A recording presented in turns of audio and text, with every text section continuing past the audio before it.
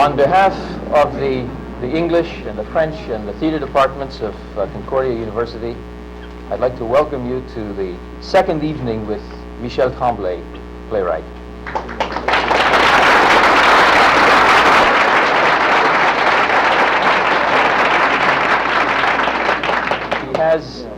He has 11 plays to his credit, also 2 films, adaptations from Aristophanes, Paul Zindel and Tennessee Williams, and 2 musical comedies.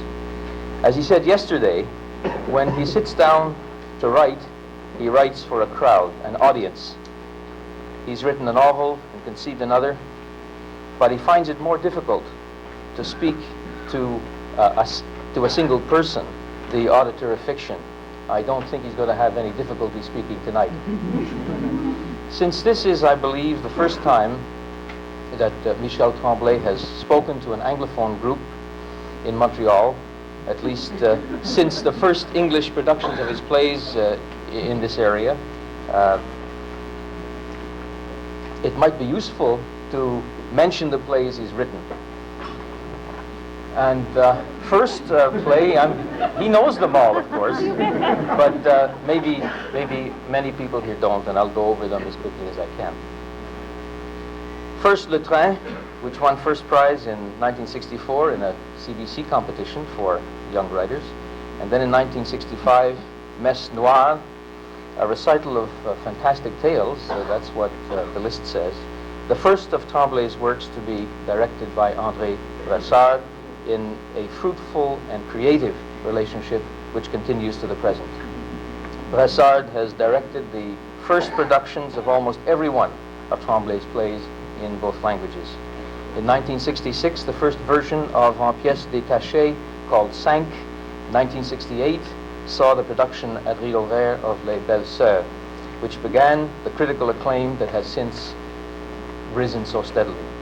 In 1969, the revised En pièces détachées, that first revision, and the one-actor La Duchesse de Langeais, as well as the trilogy for television that was seen on Les Beaux Dimanches called Trois Petits Tours, which I call the Coconut Inn plays.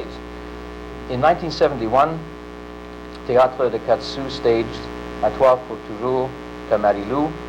In 1973, Hosanna came to 4 sous, and in 1974, the National Arts Centre in Ottawa produced Bonjour la Bonjour.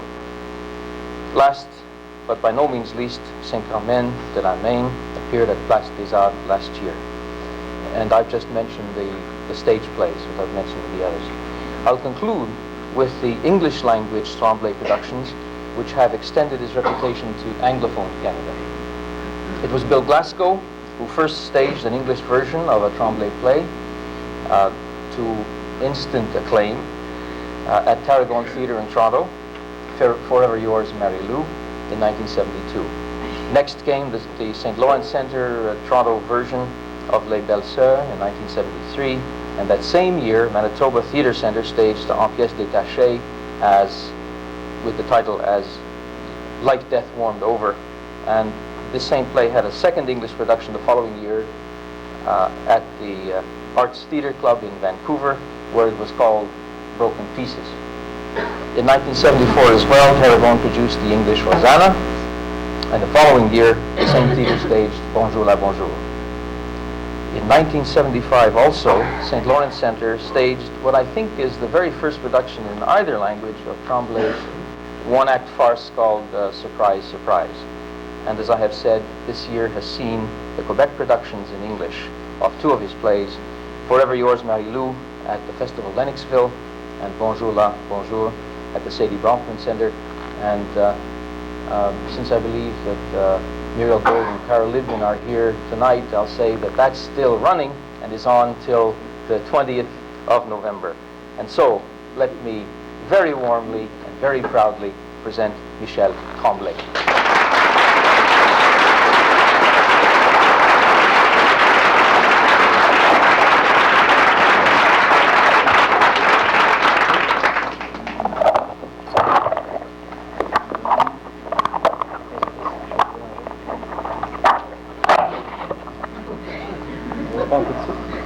Let me call you sweetheart.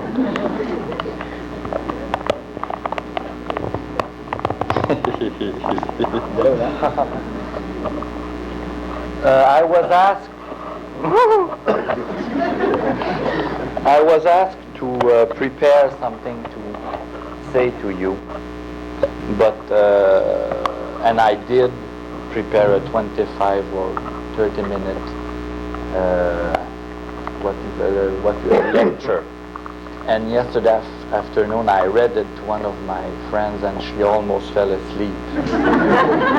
So I decided that I would not, well, I would talk if you want me to talk, but I wouldn't read anything because I hate lectures, so I never do real lectures. So I know you don't know me much, maybe some of you don't know me at all, but those who know me, please do ask questions, because here I am. Here, is there a question?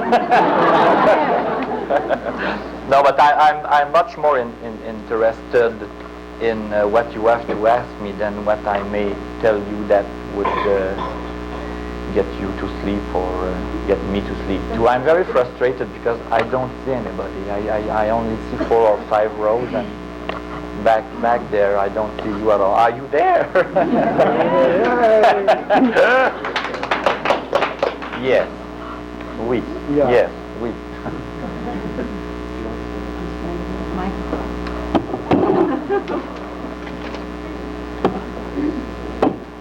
Mr. Tremblay, on Monday night at around 10:30 on CBC, in your interview, you spoke about what you have called artistic censorship from the French-Canadian Broadcasting Corporation against you. Would you elaborate on that? Oh, it's not a kind of censorship. Well, it's a very how do you say savant in English? Why? Wise? Yeah. Well, I wrote 2 plays for TV, and the 2 plays were big hits a few years ago. And when you write a play for TV, you sign for twice for 2 shows. If it's good, they do it again. If people love them, they rerun them. And the 2 times that my plays were supposed to rerun, the tapes disappeared, or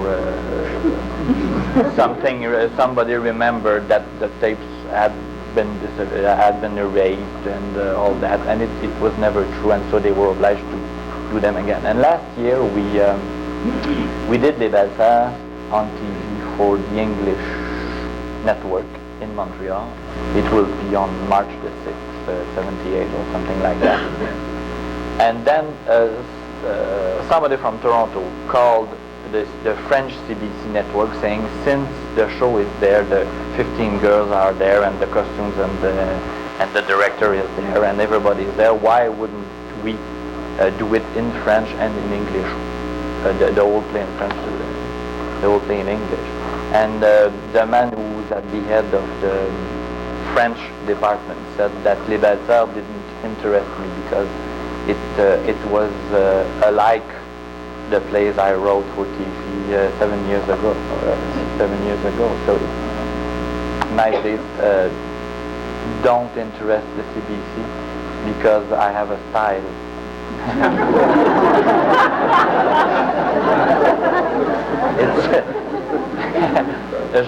Jean-Claude Germain last year said a very brilliant thing about Quebec artists. He said that Quebec is the only country in the world where an artist doesn't have the right to resemble himself. yourself. So you have to change style. You have to every time you write a word, you have to reborn again every time. Well, anyway, I'm sorry, my English is very bad tonight, but I'll warm up.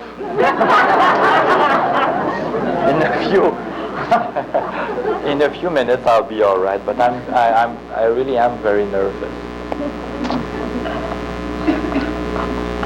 Is that it? Oui.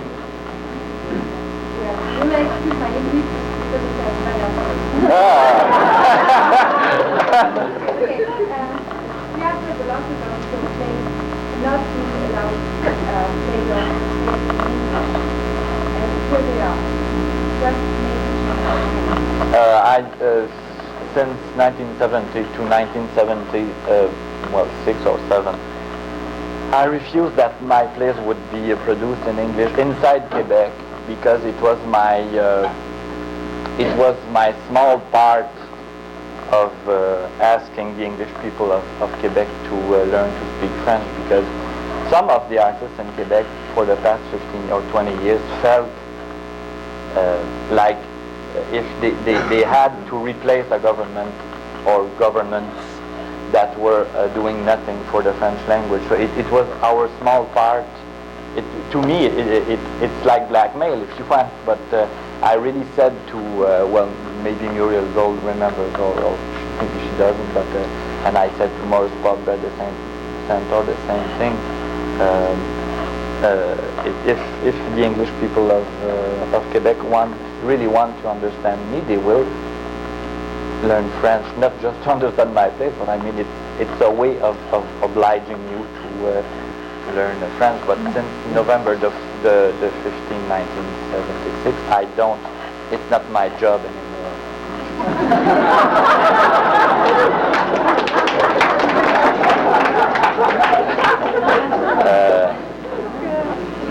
There is a government there that is doing something. Maybe it's doing too much for you, I don't know.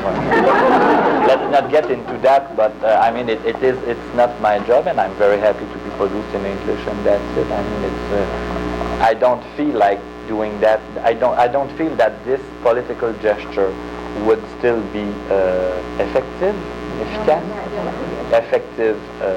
anymore. So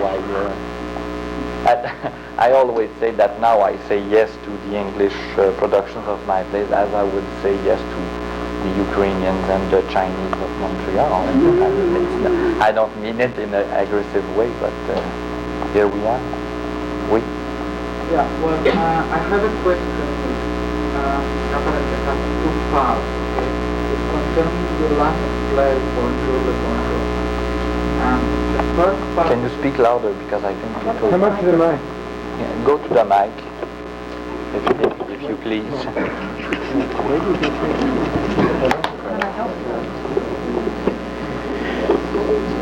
Well, the first part of the question is, I am wondering if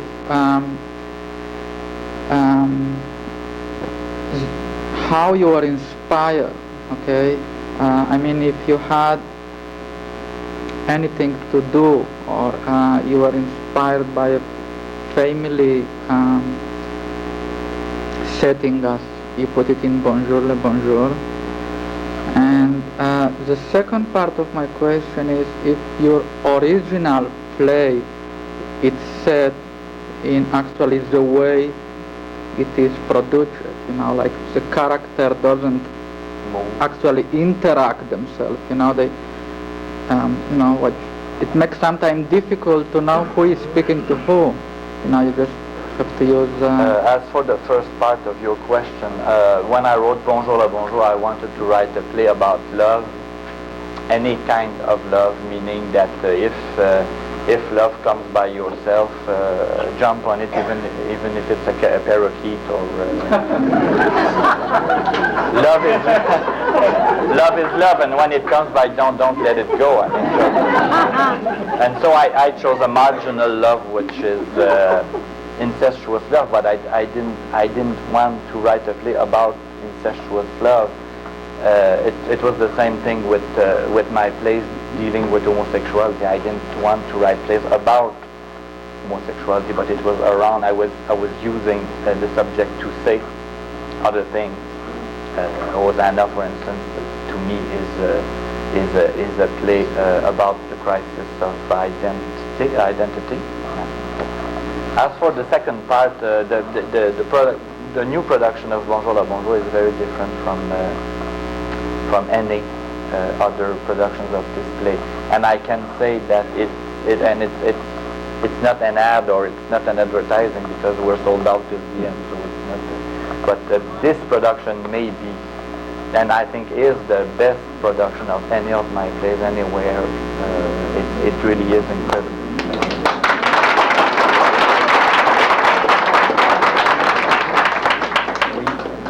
You. The person before me asked a question that I would like to pose too. Is there any symbolic significance to you using incest and No more than what I just said. Just one kind of love. Are you? Well, I never had a sister, so.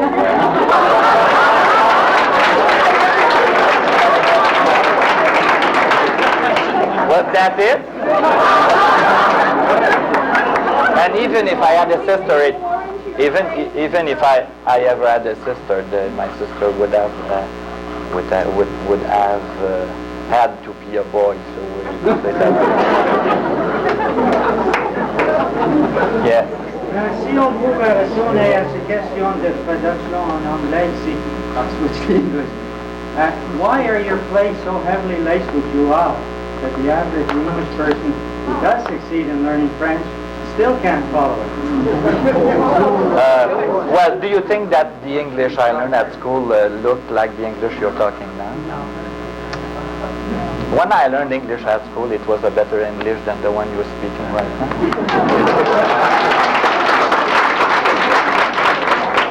No, but if I can answer to your question, I am heavily in Joual or in Quebecois just because people talk like that, and I want to talk about them, and that's it. I mean, it's not worse or better than anybody else who writes in any language anywhere in the world.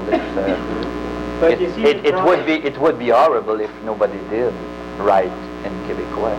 You see the problem it creates for me particularly. Yeah, but your personal problem is not very important. I mean, I think that the happiness of a people is more important than the problem of one people. It's obvious. Yeah. Am I being aggressive, man?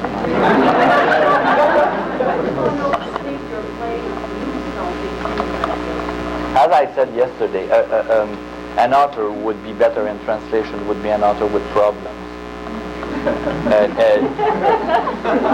Anything that was written in another language has to be better. I mean, everything loses in translation, but when the translation is good, you may lose maybe 10 or 15%, or I don't know, but still the plays are the same, just as a Molière play in English is the same too, even if the music. What is lacking in my plays in French is the music in the words, because I've been trying for since I work for Concordia RMA since 70. I tried to write like music, and I didn't succeed as much as I would like, but maybe I will before I die. But I would love to write a play that people would be able to say about that play that it is music, and that's why everybody is always overlapping in my plays, and that for those who saw Bonjour le Bonjour at the Sadie Bronson, in the scene where the four sisters are talking on top of another, what they have to say is very dull, but the distress that comes out of these 5 women talking on top of the other is much more powerful than their personal problems. I mean, it's when in the theater. That's why the Greek choruses were so beautiful, and that's why I love to write with Greek choruses. Sometimes it's when one woman comes on stage and talks about her about her life, it's just one woman. But when it's 5 women singing and yelling at the same time, it's not 5 women anymore. It's a chorus doesn't add; it multiplies. When it's so beautiful, it's so effective when it's good, but it's very tough. Oui. Jusqu'à quel point est-ce que le Oh, succès vous a changé? How much has success changed? You should ask my friends from 10 years ago, which were the same, by the way. I really don't know. Some people say that I'm very nice and I'm still the same, but it can't be true. I'm a ham now. I like to laugh, and I love to make people laugh. And when I come to this kind of things tonight, I just feel like having fun, because it would be very tiring and it would be very boring for me because repeating these things over and over and over again. I feel like a cheat. Sometimes I feel like a cheat, a dog act. I'm the pink one with the tutu. But I really feel like that. So now I try to have fun too, because I'm not heavy anymore. But as for your question, I really don't care as much I change. Do you care? Yes. Could you speak to your reception or your experience of the New York Broadway production of your play Hosanna?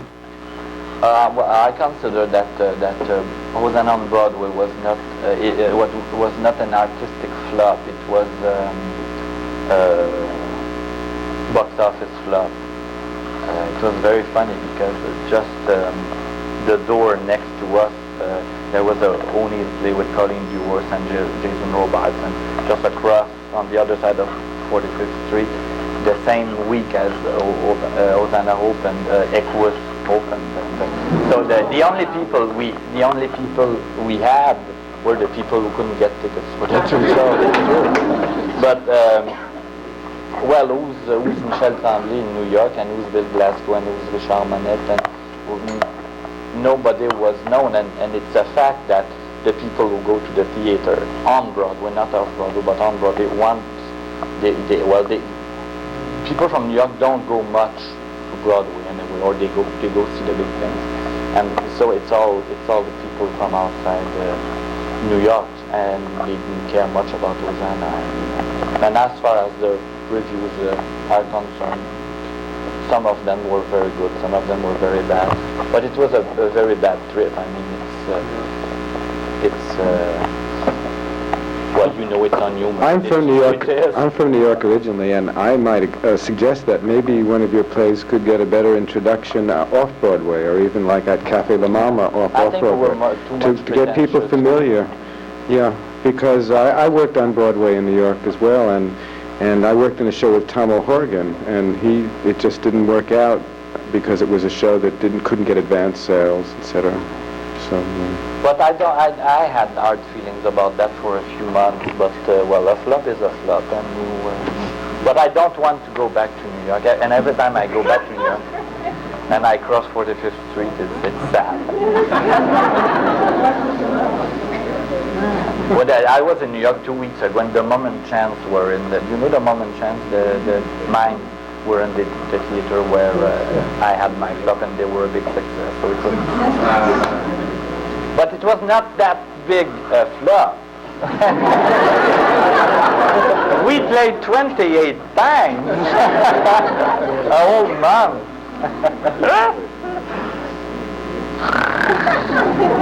Yes, who's next? Somebody, yes. Yes, I would like to go back, if I may, to the first person who spoke. We had a 2-part question. I think the second part wasn't answered about the lack of relating with the characters? Without speaking to each other, I believe you said. Oh, I write. I'm going to see your play Monday, so I'm curious. Oh no, I write like that a lot. I discovered when I wrote at Trois pour toujours Tanarilu in 1970, I had very heavy and very nasty things to say to my people, to the Quebecois. And I'm sick, I hate the naturalistic theater or realistic theater, I don't know how you call it.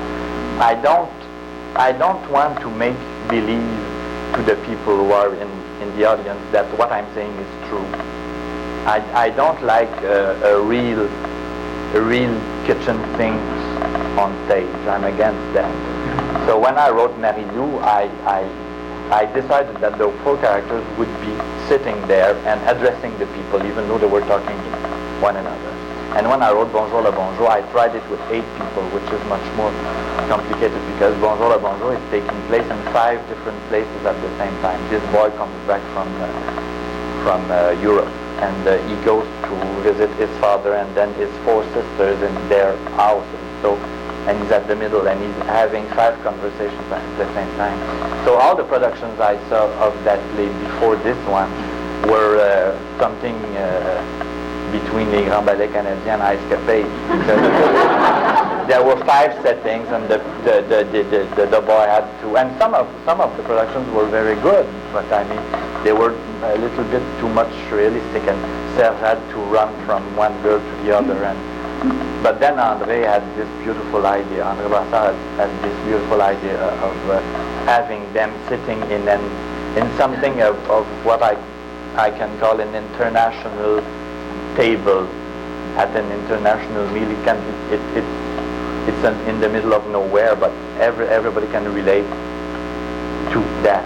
And I don't know why, because it's not the kind of table that I had in my house. But I mean, it's theater. This is what theater is about too. Why make believe to the people that what you are saying is true? It's not, and it's much more interesting when usually the public at the theater is lazy. You're sitting there and you're drinking the words, and it's the real thing. But when you, in a way, when you see Bonjour le Bonjour, you have to be intelligent, and it's my way of raping you. It's my way of not waking you, but not getting you to sleep in a way. So you have to, because it's much tougher to understand Bonjour le Bonjour the way we're doing it now than it was before, because they're all sitting there. You don't know. It takes maybe 15 minutes before you understand that it takes place in 5 different places, and then after that you don't even care. And at the end of the play, the father sits on the table and he says to his son, sit on the bed, and nobody laughs. And you take for granted that it's not happening there. It's happening in their head. It's happening in your head, and what you're looking at being good, you can accept. The public can accept anything that is good, I think, when it's not done. Oui. Can you go back to the...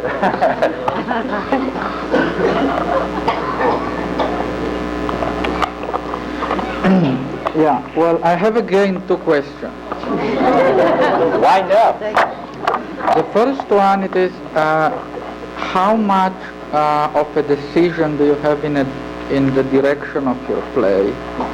And the second question itself, it is, do you take in consideration the direction style, since you are working consecutively with the same director? Do you take in the consideration the director ability before you write a play? Or in other words, would you be able to direct one of your own plays? I think that directing is not my job, and it doesn't interest me. And you don't say creation. What do you say when it's the first production? You say creation. In a creation, what the director does to the play, not with the play, but sometimes to the play, with the actors, is as important as the play itself, because a play is not only an author who wrote something and everybody is doing exactly what he said, and well, it's not the way I think good theater should be. So that's why I always, I never put direction. If you read Bonjour la Bonjour, you have to see by yourself, even reading the play, that it's taking place at 5 different places. It's not my job, and I never go to rehearsal. I don't bother about that because I have a great confidence in André and in the people who are always working with us. And I go to dress rehearsals, and what I see, in a way, what is beautiful is what I see is always better than what I wrote. And it's, in a way, it's normal because a director has to améliorer, how do you say améliorer? 500 people at the same time. Improve a play. And it's his job to improve a play, and I couldn't improve my play as a director because it's like in music. Everybody says that a composer is always a very bad director of his own thing because he wants so much everybody to hear everything that sometimes it's just dull, it's just too academic or whatever. When you write to the theater, you write to be interpreted. So why not have the humility to say, well, okay, go ahead. A director can do whatever he wants with whatever play, as long as what I said, it's intelligent and good. You can do the best show I saw in my life was Peter Brook's Midsummer Night's Dream, and it had nothing to do with the other Shakespeare I saw before, and it was a revelation. Because I was wondering why you just say that you are quite pleased with the last production of Bonjour le Bonjour, since you say it looked quite different than previous. No, in a way, it's part of the reason why I'm so happy with that is that André did something that I never thought about, writing the play. So it was a surprise. Well, I knew he was doing it like that, but when I saw it, it was so much better than the text itself. A play in a book and a play on a stage are two different things, and a play on a stage has to be better than a play on paper. Do you consciously go to write, listen to conversations, or when you go to write, you just remember what you heard? Especially in Bonjour la Bonjour, I felt like I was hearing such reality in this conversation, and whether you had No, new conversations. I love listening to people, and when I was a small boy, in a way I was a voyeur because sometimes I used to follow people on the street, just to. I remember with one of my friends when I was maybe 13 or 15 or 14 years old. We used to see a woman or a man on the sidewalk and say, okay, who's he? And it was a game between us, and we would follow the people just to see on what street he was, or on what kind of street he was living and all that. I can't do that now because people would notice me, but I would love to do it again. It's not. It's very rewarding to look at people who don't know you're looking at them. Yes, back there. Yeah, you. Okay.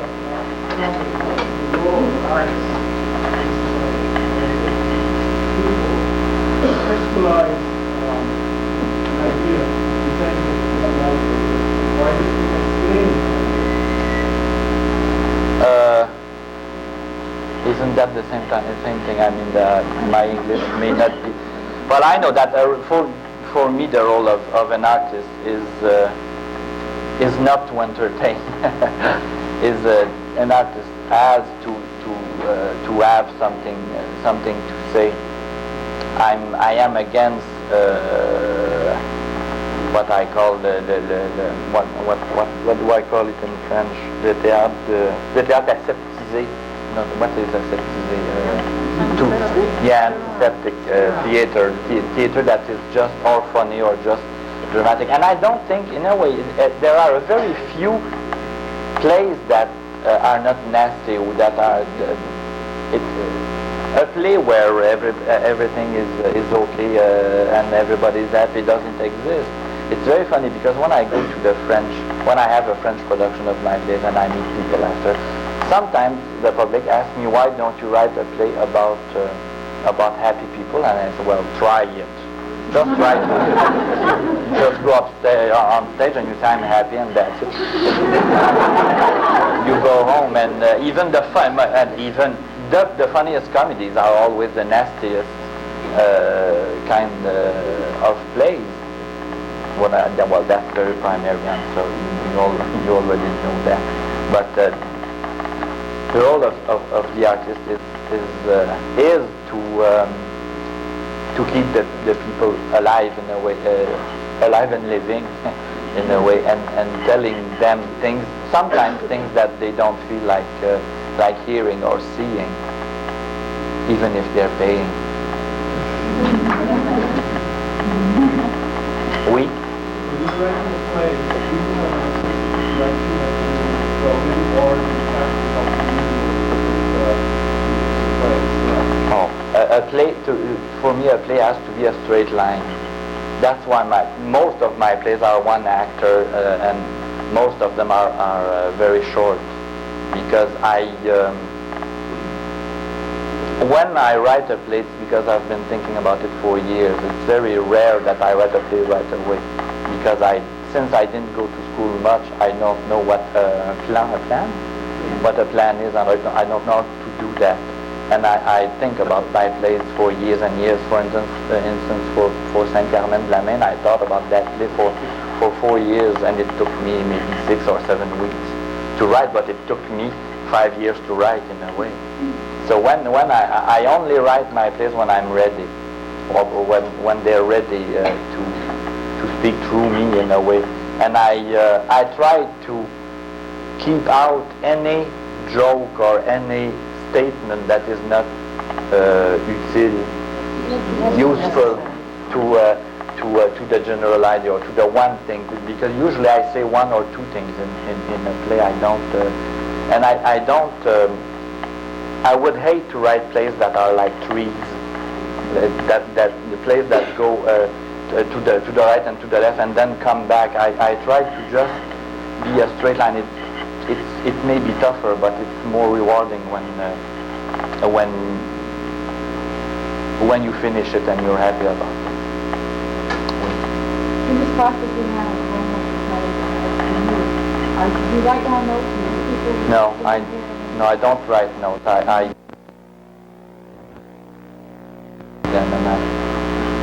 And it's very funny because they change they never change on paper, but they change in my head a lot. For instance, I don't know how many of you know À toi pour toujours Tanariou, but the first time I thought about the play, it was supposed to be to take place in a candy store, and it was a play in 2 acts. The first act was with the mother and the father, and the second act with the daughters, or the contrary, I don't remember. That was the first idea I had, but I never wrote anything before I wrote it. Yeah, well, writing a dialogue for me is easy. It's like somebody, it's a talent you have or you don't, and it's like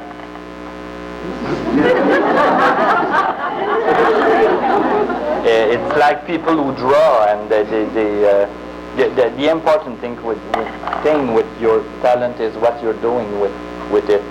It's not the talent you have. The talent you have is not important if you don't do anything with it or about it. I could write dialogues and I could speak forever, but it would be bad. It would be bad dialogues. I prefer to be lazy and get fat and write just a few weeks a year and write good dialogue, or what I call good dialogue. I'm talking of my own. Oui. I have 2 short questions.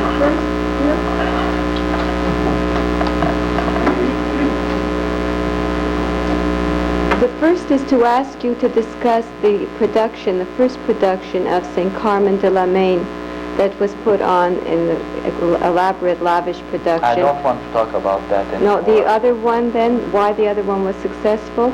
The experimental theater? Because it was better. Oh, okay. And the movie that we saw this afternoon that was showing here, would you discuss that and compare that with the original play that was produced? I don't know if it's very important that Il était une fois dans l'Est is coming from, or is excerpts. It's not excerpts from my plays, but I took maybe 12 or 13 characters from my plays, and with André we wrote a scenario script. But the bad thing about that is when the Québécois went to see the film, since they knew the play, they tried to remember who was coming from what play. But when we went to Cannes, or when it went to New York, or to the New York Festival and to the Chicago Festival, these people didn't care about knowing that the three main female characters were first played by the same actress who was not playing in the film, and they didn't care about that. It's, in a way, it was it may have been a film for people outside Quebec more than people who knew too much about the play. But it was very beautiful to make. But am I being boring? Tell me about things. Bonsoir, Monsieur Tremblay. You say that you live with your characters, and this is fascinating because I suppose you have a relationship, an ongoing relationship with them. And I would like to know how your characters are reacting. To my personal life? I don't know. I guess what I'm asking you is, where are you right now since November the 15th last year? And I'd like to know what is going to happen to all these characters. Are they going to express themselves some more, and how? The good thing the beautiful thing that happened to me before November the 15th is that I wrote my 11th play in Québécois in 11 years, and I wrote it in Paris in April, May 76, a few months before November the 15th, and I decided that it would be the last one with these characters. So November the 15th didn't change much as far as my writing is concerned, because I had already decided that I had finished not talking about the Québécois or the people from Montreal or whatever, but these characters. And this play called the Danny Manon, Cyclist and Sandra is the third of the Marie-Lou triptych, and the three plays being Marie-Lou, Carmen, and Danny Manon. So since I decided then that I wouldn't write for the theater anymore, or for a few years, it didn't change anything for me. Can I pick up on that? I think it's an interesting question. I think if we join the grass, the Quebec theatre had a natural hero, traditionally, and it's Wendigo. How, not just you, I mean, how do you see, not just you, Michel Tremblay, but not only everybody reacted to not, I hope, presumably, being an underdog anymore, because it's the whole... For the time being, I think that, like I said before, the happiness of a people is more important than the problems of a few artists. And we have to have the humility of seeing that maybe Quebec will need us less or in a different way. We won't be what we were before November the 15th, and November the 15th. And in a way, it's better for the country. So we just shut up about that. No, but in the theatre, the theatre was large now. It went on presenting. Yeah, it will have to change, but it's our problem. I mean, and it can't change in a year. So maybe the theatre in Quebec will, or any art in Quebec will be limping for a few years, but it's okay. Then it will take Well, it's not because the Parti Québécois is there that everything is perfect either. For instance, I know personally that I am against what the Ministry of Cultural Affairs is doing and is thinking now, because as I said yesterday, but no, but I'm not finished. My theory is that the governments from the left always have ideas of the right as far as culture is concerned. So if, and it's true, I don't want to be the Shostakovich of Quebec. I don't want to be paid by the government to say beautiful things about it. And since the Minister of Cultural Affairs now has a tendency to be that or to tend towards that, I am against this ministry, and I will do something if it continues like that. If they want to, if the Minister of Cultural Affairs want me to shut up because they decide that Joal is not nice and we shouldn't write in Joal anymore, I'll yell. You will hear me yell even here.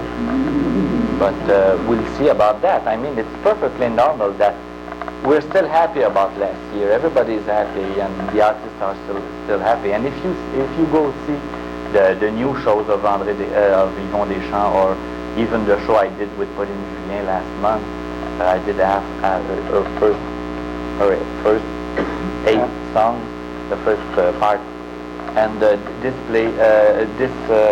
show has nothing to do with politics.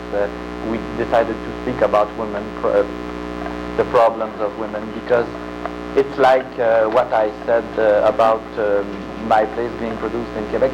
Some of the things are not our job anymore, and in a way it's okay.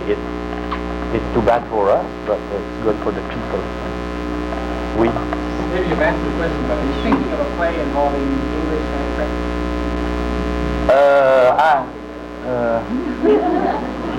No, I don't know the English people at all. I think I was 10 or 11 years old when I realized that the English people in Montreal existed. It must be the same for you.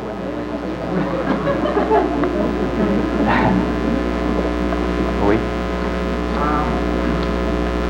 Two-part question. But you should go back again. Speak loudly. Stay there.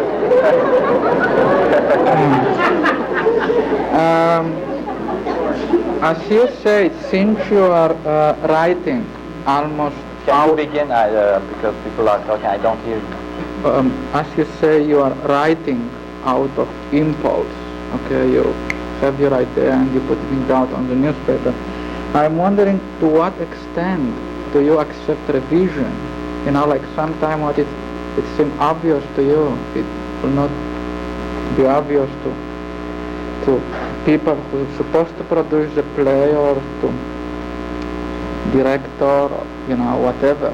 So do you are easy in accepting revision of the play, or putting in a different way your idea? Well, what happens is that my director changes everything he says, and he doesn't tell me, and I don't see it.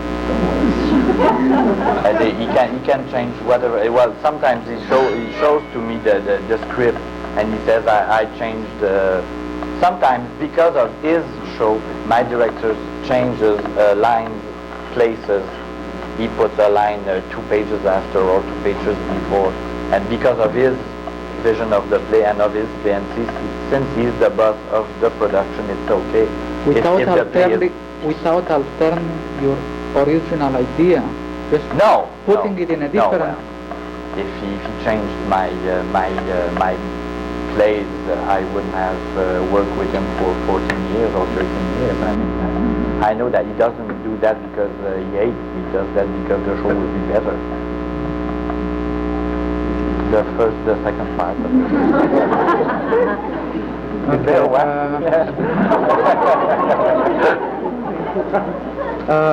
The second question which I'd like to ask is,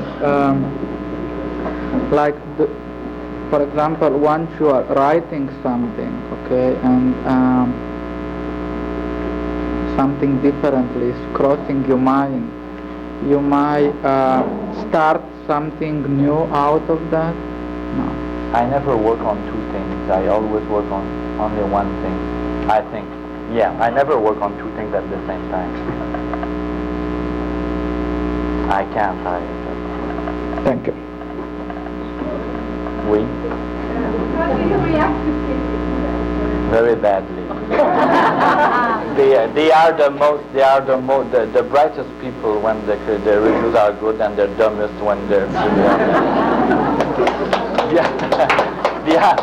You know, the artists who come and say to you that they don't care about critics and reviews usually lie, or the ones who really don't care don't read them. I know, for instance, that Andrew Boissard, my director, I think he doesn't read the reviews anymore because he really doesn't care. But the day after an opening night, I'm always the first up, and I'm always there half an hour before the Montreal Star and La Presse are out, and I wait in front of the restaurant and I look down, and then I open them in the middle of the store, and I commit suicide when they're bad, and I send telegrams after the production of Saint Carmen at Place des Arts. I sent a telegram to the critic of La Gazette, Julia Masquez, and a very melodramatic saying your ignorance killed the 5 years of my life. It was very sweet because that review was so dumb that I couldn't resist. I mean, I never respond to a letter in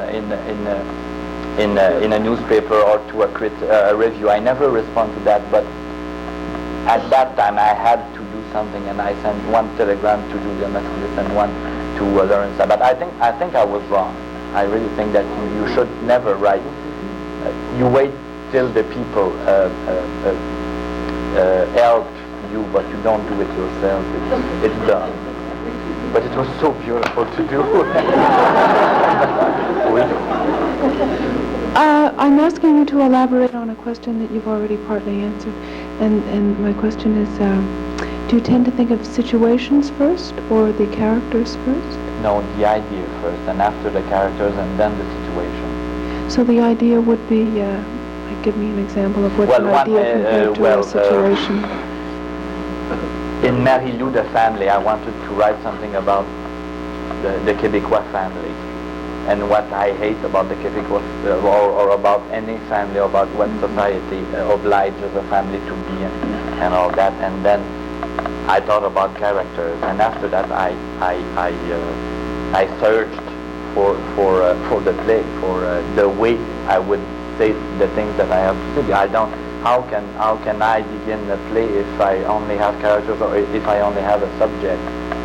I mean, you have to.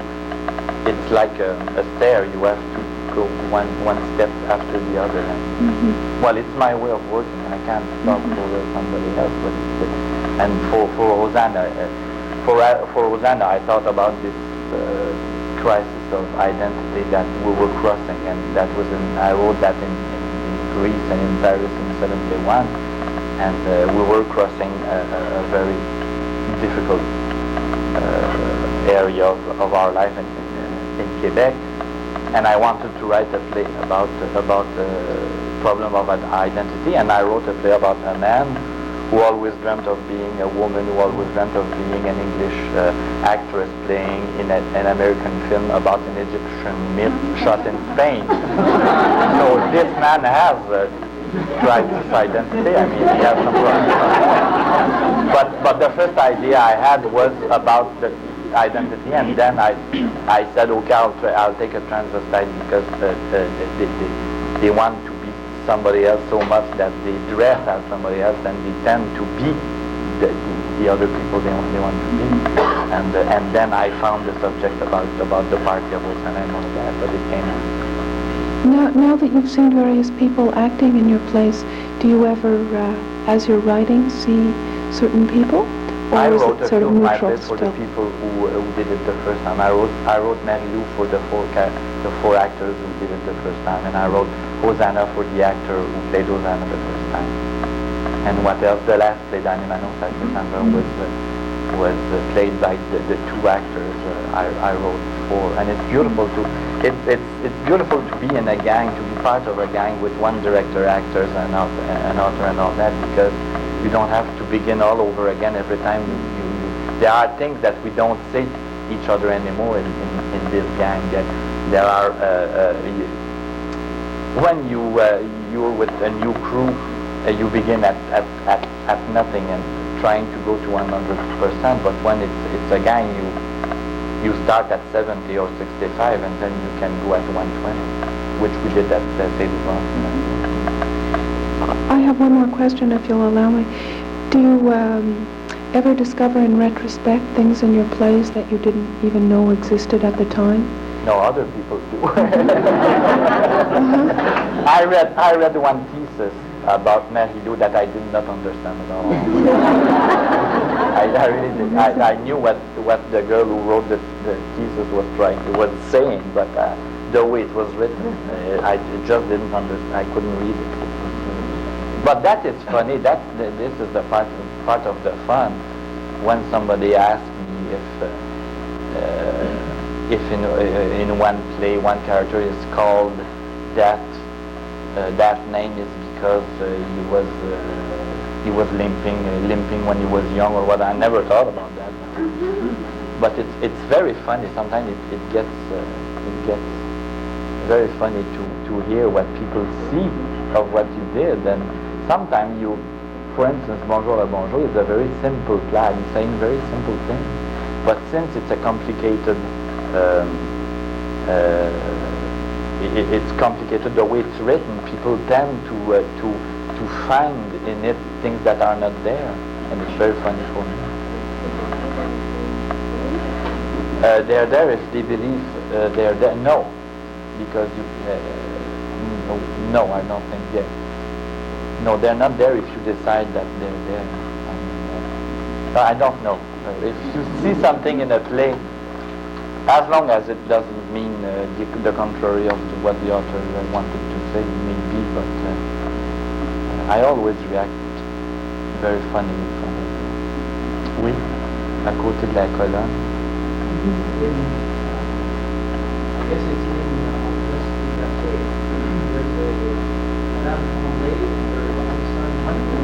Well, that's obvious. Well, pièce détachée is about my family. So when I did it for TV, I decided that since everybody knew it was about my family because I said it in interviews and all that, I would put myself not on stage but running on my bicycle around the area where because at the beginning of the first word of En pièce détachée for TV is Michel. So Madame Tremblay is yelling. So I'm there, and it's I think it's interesting. But in my last play, in Danimano Sacré Sandra, I decided to go the farthest I could go, and at the end of the play, the two characters say that they were invented by a boy named Michel, and the two characters are a spinster, how to say that, spinster, and homosexual, and the one is talking about God and the other is talking about sex, and the play is about God and religion and sex. I tried to not to prove, but to demonstrate that religion and sex are the one and same trip, and some people go one way and other people go another way. I chose the two. And at the end of the play, before the end of the play, the girl says, oh, I don't remember if it, yeah, the girl says that she feels that she's existing only 4 or 5 times. And I killed her in Saint-Carmen, and André Wassard cried when he read that I killed her, and this is what this theater is about too. I mean, Were they people from your life that you knew? some of them were from my childhood, but In Liberta, there are many women I knew when I was young, but after that, in Bonjour le Bonjour, I talked about me a lot, because my father was deaf, and what the father said to his son in Bonjour le Bonjour happened with my father, and all that. I wrote Bonjour le Bonjour to tell my father I loved him, and my father was deaf, and he came on opening night, and he didn't hear, I think. But I put myself more and more, and I was afraid that the public would not relate to my plays anymore. I was very, for Daniel and also Cassandra, I was sure that it would be a hit on opening night because all my friends would be there, and all the actor and the actresses who would be there would cry because it's so me, and I put really myself on stage. And I said, but the day after it will be a flop. People won't, not that they will not understand, but they won't care because I don't talk about them anymore.